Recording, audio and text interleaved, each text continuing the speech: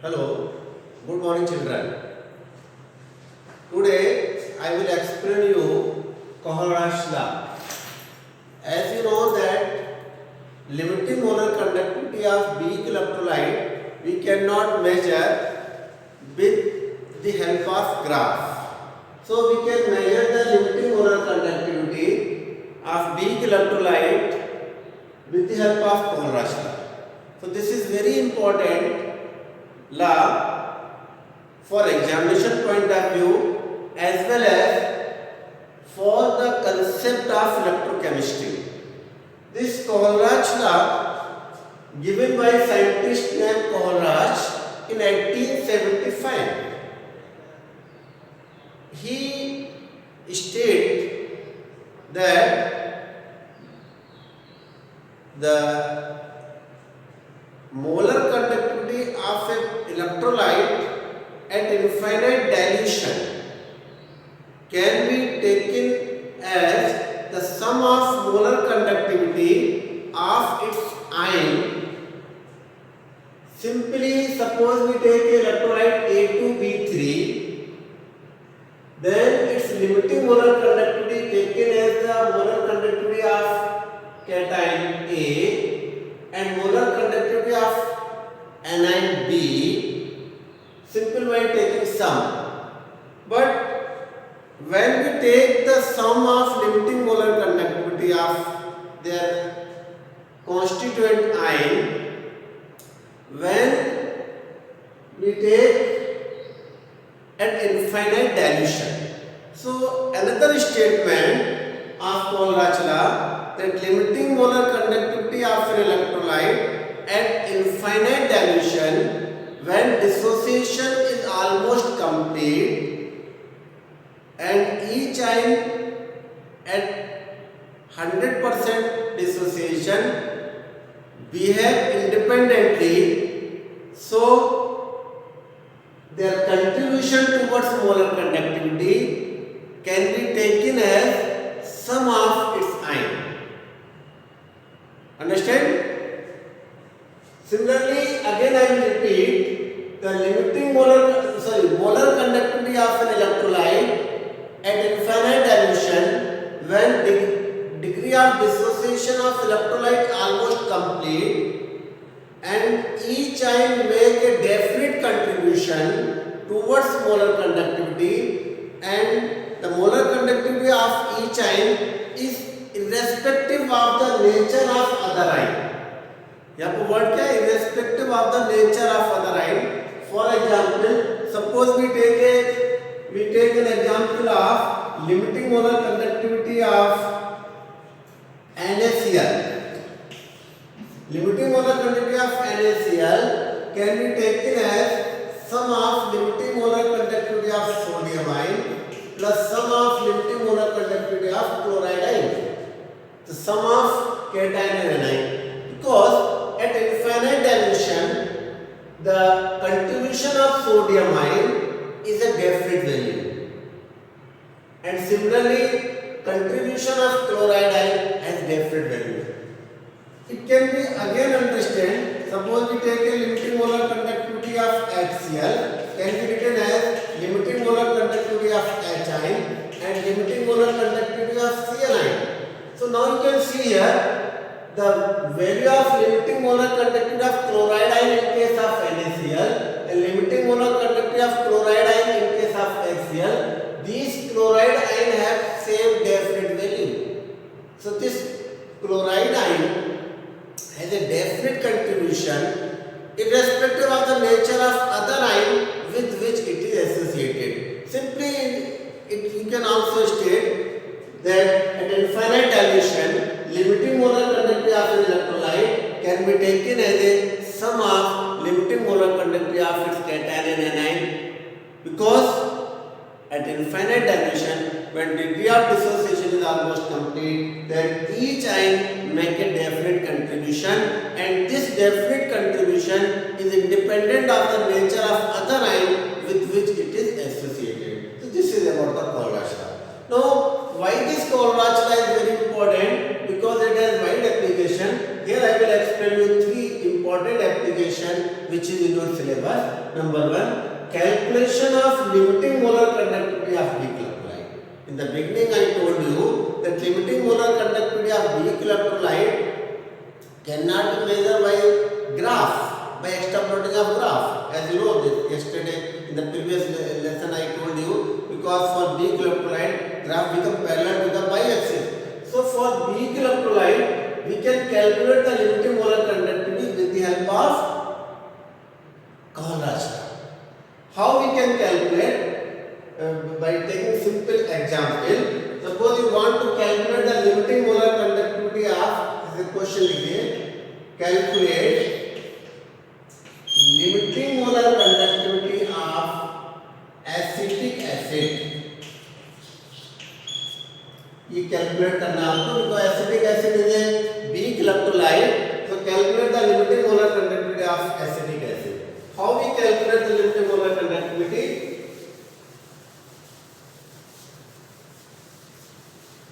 So suppose you want to calculate the limiting molar conductivity. For that, according to Kohlrausch law, limiting molar conductivity of acetic acid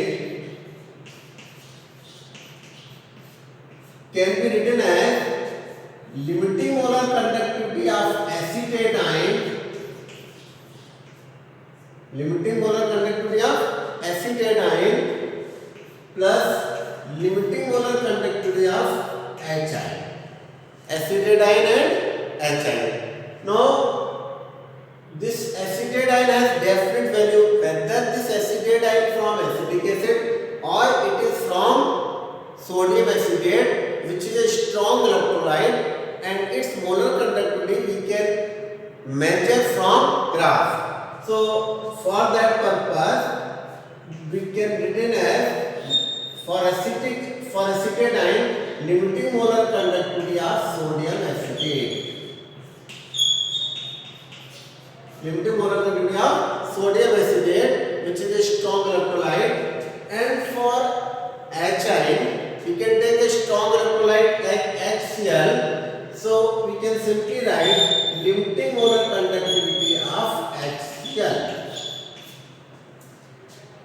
If suppose we add limiting molar conductivity of sodium acetate, limiting molar conductivity of HCl, both are strong electrolyte, the value of both can be calculated from graph.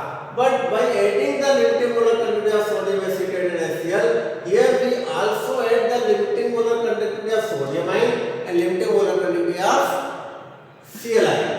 The sodium ion and Cl ion is extra. So what we will do?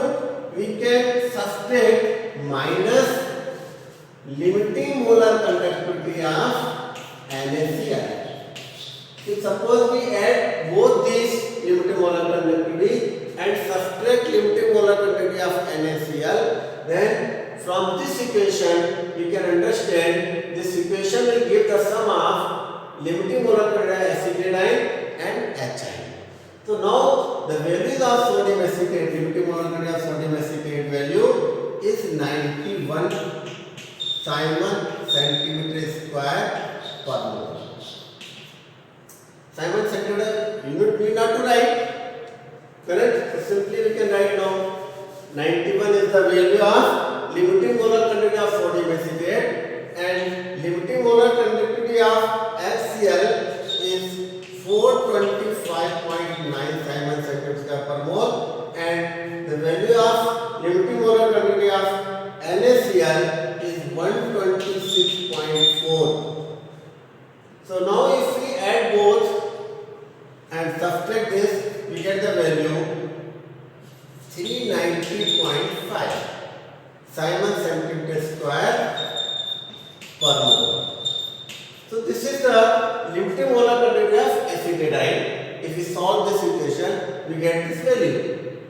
Now it is this is the limiting molar conductivity of acetic acid, which we get from Kohlrausch law. The second application of Kohlrausch law, calculation of degree of dissociation.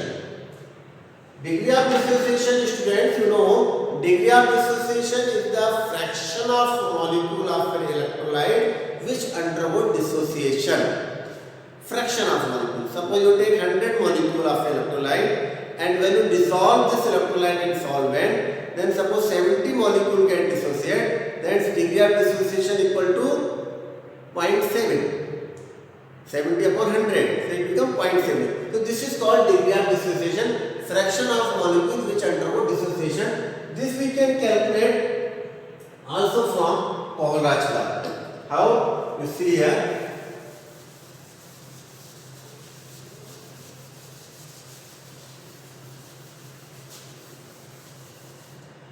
Degree of dissociation alpha can be given by the value of limiting molar conductivity of the electrolyte at a given concentration and limiting molar conductivity of the electrolyte at infinite dilution means limiting molar conductivity, which is the maximum value.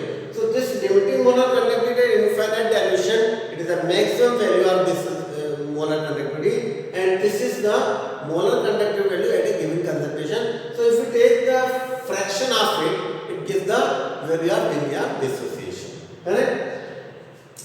Third application, calculation of dissociation constant. Dissociation constant can be calculated. Dissociation, when an electrolyte undergoes dissociation, then it has a constant value. That dissociation constant, in class 11 we study about this in equilibrium chapter, dissociation constant. Dissociation constant in 11th class we study K equal to C alpha square upon 1 minus alpha. Correct? I will not go in detail as in the class 11 we study about this. So directly you take the formula dissociation constant K equal to C alpha square upon 1 minus alpha, where C is the concentration of electrolyte and alpha is the degree of dissociation and 1 minus alpha is a value. 1 is a complete, so जितना alpha degree of dissociation was 1 minus alpha. So now these two applications we can understand by a numerical. Calculate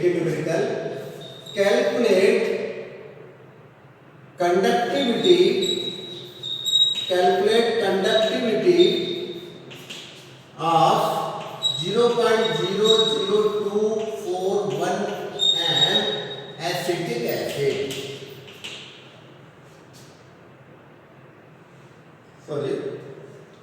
Calculating if conductivity of 0.00241 m acetic acid is 7.896 Simon per centimeter, then calculate its molar conductivity and also calculate dissociation constant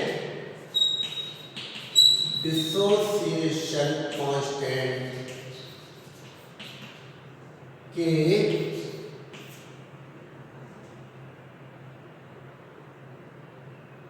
if conductivity of 0.00241 m acetic acid is, calculate its molar conductivity and dissociation constant.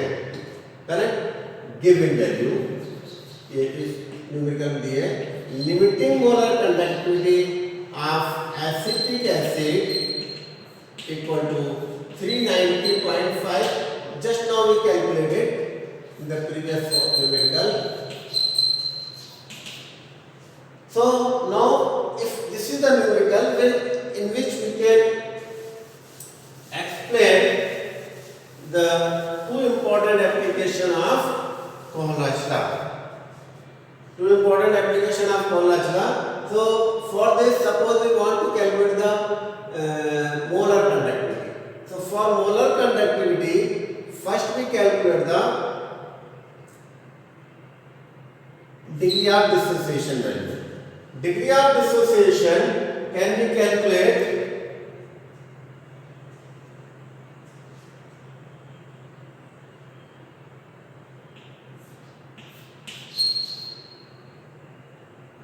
C upon limiting molar conductivity. So limiting molar conductivity value is given, but when it is not given molar conductivity at a given concentration this. So we calculate this molar conductivity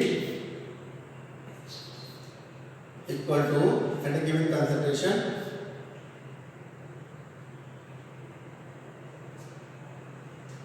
kappa into 1000 upon concentration. Kappa into 1000 upon concentration. So conductivity value कितनी दी है? 7.896 Simon centimeter into 100,000 upon what is the concentration? 0.00241 mole per liter. If we calculate it, then molar conductivity value will come. If we calculate it, it will come 32.76 Simon centimeter square per mole. On calculation, you can get this value. You can understand 32.76 Simon centimeter square per mole. Now we want to calculate dissociation constant.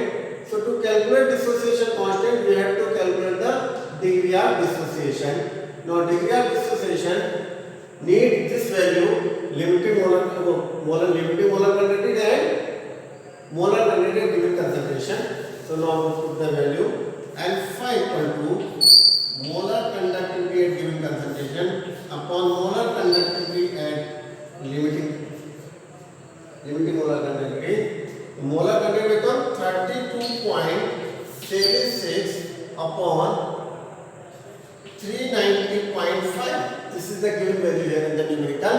So if you solve this, you will get the degree of dissociation value is 0.083. This is the degree of dissociation has no value because it is a fraction.